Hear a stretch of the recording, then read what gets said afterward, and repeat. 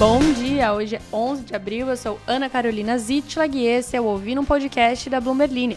Aqui eu te conto as principais notícias de economia e de negócios do Brasil e do mundo.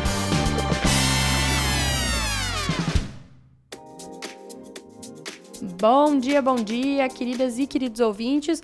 Hoje não vamos perder tempo com chorumelas, vamos direto ao assunto porque temos um dia atribulado aí em termos de negócios, a começar com a 3G Capital do Jorge Paulo Lemann, que por bastante tempo aí é o homem mais rico do Brasil, vendeu toda a posição que tinha na Kraft Heinz. Vocês lembram que ontem ou anteontem ou anteontem eu li uma notícia falando justamente sobre a participação da 3G Capital na Kraft Heinz, que é aquela que faz ketchup, mostarda, etc. Vejam só. Também vamos falar sobre um casamento inesperado, mas esperado. Sabe aqueles seus amigos que ficam terminando e voltando o namoro e que você sabe lá no fundo, nem tão no fundo assim, que eles vão casar eventualmente, eles só ficam curtindo a vida deles de vez em quando? Pois então, essa foi a Enalta e a 3R, que são duas empresas chamadas aí de Junior Oils, ou pequenas empresas exploradoras de petróleo, que estão aí fazendo um movimento de M&A que pode acelerar este mercado. Também vamos falar sobre Venture Capital, sobre os investimentos em startups e afins. O volume global desse tipo de financiamento caiu 30% por causa da China. Hoje, recheados aí de notícias para você compartilhar por aí, então não esqueça de fazer isso, também de se inscrever aqui no podcast, de olhar as redes sociais da Bloomberg Linha, sempre tem algum conteúdo interessante no formato que você gosta, incluindo um grupo aí do Zap Zap para você acompanhar todas essas notícias. Vamos lá! A 3G Capital, empresa de investimentos de Jorge Paulo Lemann, Marcel Telles e Carlos Alberto Sicupira, vendeu toda a participação de 16,1% na gigante global de alimentos Kraft Heinz no quarto trimestre de 2023, segundo a rede americana CNBC. O valor da operação não foi revelado. A saída da 3G Capital marca o fim de uma era na companhia que foi formada há quase uma década, em fusão orquestrada pela empresa de investimentos dos bilionários brasileiros, em parceria com o também bilionário investidor Warren Buffett, com a sua holding Berkshire Hathaway. Abre aspas para um comunicado da Kraft Heinz, visto pela CNBC. A 3G não esteve envolvido na gestão da Kraft Heinz, nem esteve no conselho há vários anos. Eles continuaram sendo investidores e foram tratados como qualquer investidor. Descobrimos, por meio de recente documento regulatório, que a 3G se desfez completamente das ações da Kraft Heinz em 2023. Fecha aspas. O Warren Buffett segue como principal acionista do grupo. Nos últimos anos, a 3G Capital reduziu gradualmente a sua presença no conselho e na gestão da companhia. O último remanescente indireto é o atual presidente do conselho e ex-CEO do grupo, Miguel Patrício, em mudança anunciada no ano passado e efetivada no início deste ano. O executivo, que passou 2 décadas na Ambev e depois na AB InBev, trabalhou antes em cargos de liderança global em gigantes como Johnson & Johnson, Coca-Cola e Philip Morris. A Kraft Heinz foi formada em fusão concluída em 2015 entre a Kraft Foods e a Heinz, que deu origem à época ao 5º maior grupo de alimentos do mundo, com receitas somadas de 28 bilhões de dólares. A companhia tem buscado nos últimos anos melhorar os seus resultados operacionais, como reflexo do que alguns analistas apontam ser um esgotamento da fórmula de busca de eficiência que consagrou Lemann, Telles e Sicupira e uma legião de executivos formados sobre a sua influência. Como reflexo dos desafios à frente e do ceticismo de investidores sobre as perspectivas de retomada do crescimento, as ações da Kraft Heinz negociam desde 2019 com queda de cerca de 60% em relação ao pico registrado em 2017.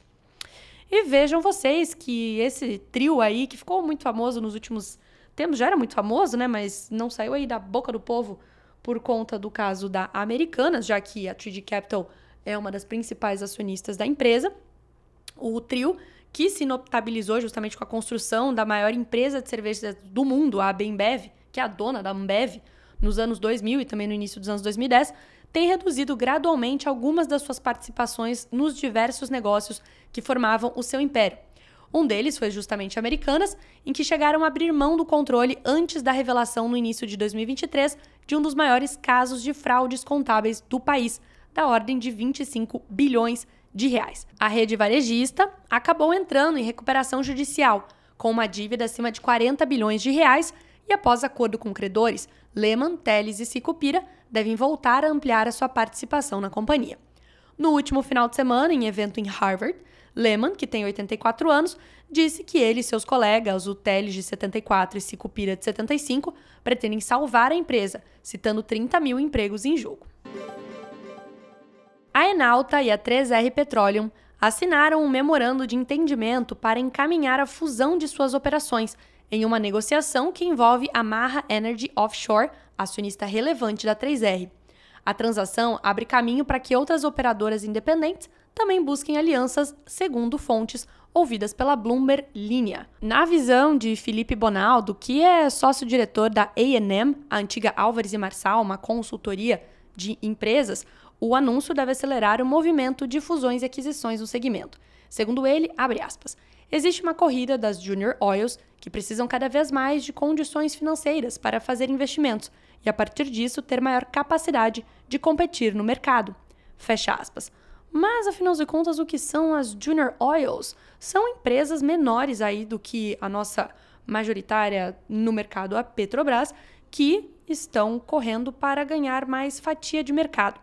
Diante da nova estratégia da Petrobras, inclusive, que fizemos até um vídeo sobre isso nos nossos canais, se você tiver interesse, a gente explica um pouquinho sobre como isso afeta essas empresas menores. Essas companhias, elas estão precisando buscar alternativas para continuar a crescer, porque uma decisão da Petrobras recente foi de parar a venda de ativos em campos maduros.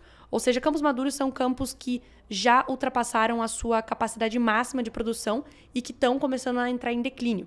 E aí a Petrobras estava se desfazendo de alguns desses ativos, desde a gestão do ex-presidente Michel Temer, para focar em outros em segmentos aí de mercado que ela domina. Só que agora que eles pararam com essa estratégia, ou seja, eles não vão mais vender esses campos maduros, essas pequenas empresas de exploração de petróleo que dependiam disso, precisam achar outras maneiras de continuar a crescer, como, por exemplo, a Enauta e a 3R agora, que se juntaram nessa fusão. O sócio-diretor da Álvares diz ainda que, atualmente, existem diversas operadoras de petróleo consideradas de médio porte, em relação a gigantes como a Petrobras ou a Shell, por exemplo. No mercado brasileiro, tem a Prio, tem a PetroRecôncavo. E dentro desse escopo ainda se encaixa a Eneva, que é focada na produção de gás. Segundo eles, abre aspas, temos várias empresas que são de médio porte e que estão procurando ganhar mais capacidade financeira. E a partir disso, começar de fato a ter condições de competir com grandes players. Fecha aspas. No ano passado, especulações de mercado apontavam para possíveis negociações entre a Prio e a Enauta. Mas, à época, a antiga PetroRio, hoje a Prio, negou essa transação. No início desse ano, a 3R e a PetroRecôncavo confirmaram conversas para uma possível união dos negócios a partir de determinados ativos. É um grande de férias coisa. Várias empresas aí negociando possíveis fusões e aquisições no mesmo setor, né? Esse grupo aí de alguns players que estão conversando entre si. Já o estrategista-chefe da RB Investimentos, Gustavo Cruz, diz que a decisão de união com a Enauta foi mais vantajosa para a 3R, uma vez que a alternativa envolvendo a PetroRecôncavo resultaria em uma empresa ligeiramente mais endividada. Abre aspas para ele. Com a fusão, a nova entidade vai ter uma alavancagem baixa, inferior a 2 vezes o EBITDA, o que evita possíveis problemas. Alavancagem é dívida. Segundo ele, a empresa resultante vai se tornar uma grande produtora, e isso vai posicioná-la como uma alternativa significativa para os investidores ao risco de interferência política enfrentado pela Petrobras. Fecha aspas.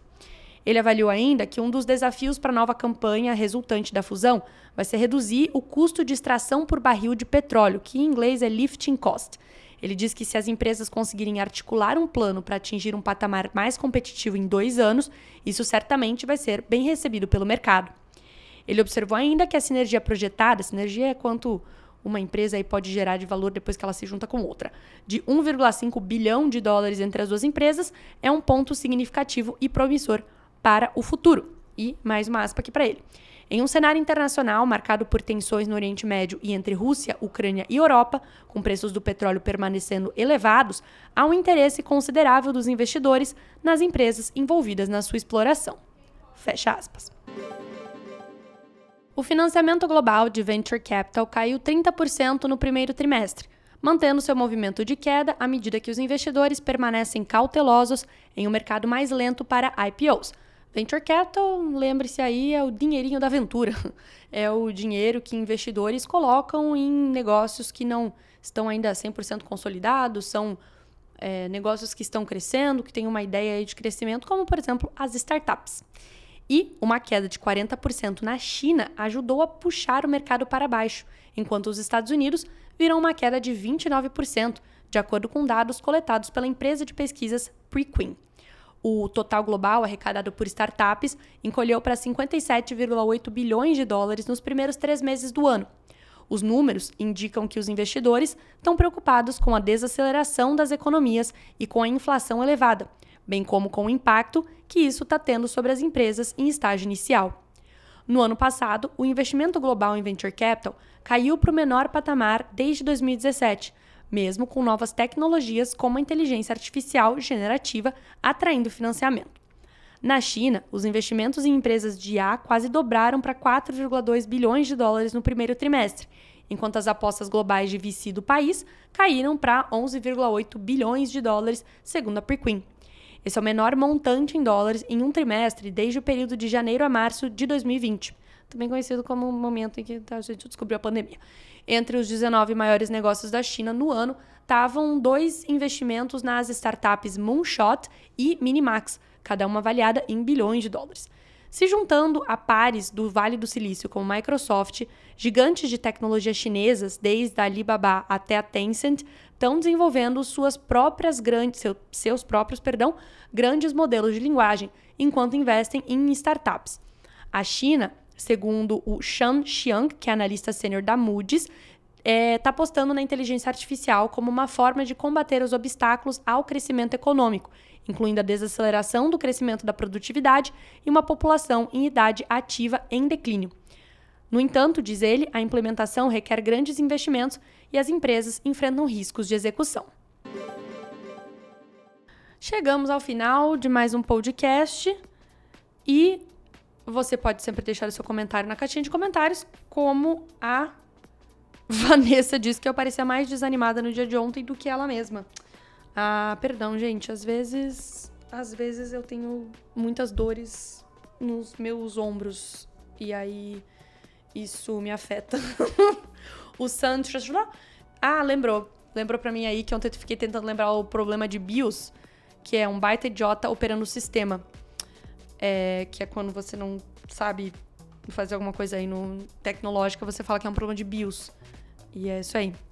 A Jay também lembra, o Pedro também lembra, várias pessoas aí, muito obrigada por terem me